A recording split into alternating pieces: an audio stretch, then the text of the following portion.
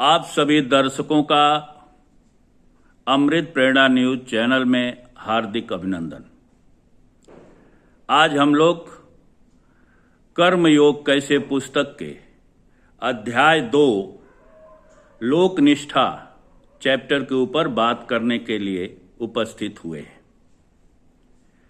लोक निष्ठा चैप्टर में लोक निष्ठा के अध्याय 2 में भगवान श्री कृष्ण आत्म साक्षात्कार प्राप्ति, भगवत प्राप्ति या कहें आत्म दर्शन, निर्वाण, मोक्ष, समाधि प्राप्ति के मार्गों के ऊपर चर्चा करते हैं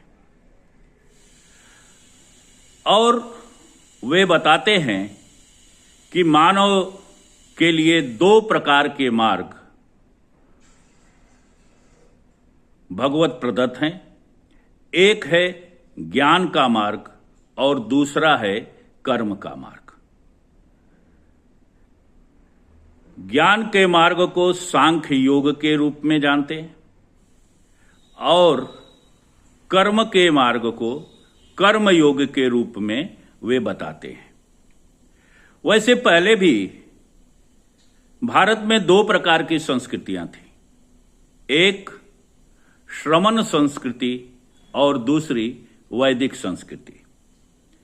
और आज भी पूरा विश्व 2 भागों में बटा हुआ है।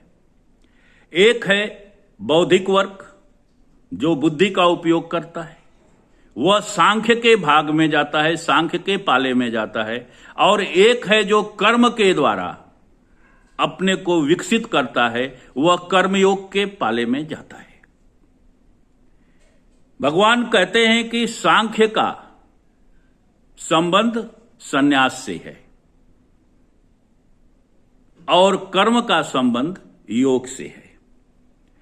अपने मार्गों का चयन अर्थात इन दोनों मार्गों में हमारा कौन सा मार्ग है, इसका चयन बहुत ही सावधानी पूर्वक करना चाहिए।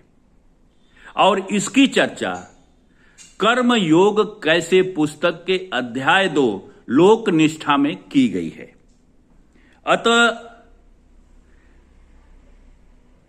इस मार्गों के चयन में व्यक्ति, उसका व्यक्तित्व और समाज द्वारा निर्मित अनेक उपक्रम जिसके माध्यम से वह अपने वास्तविक स्वरूप को खोजता है,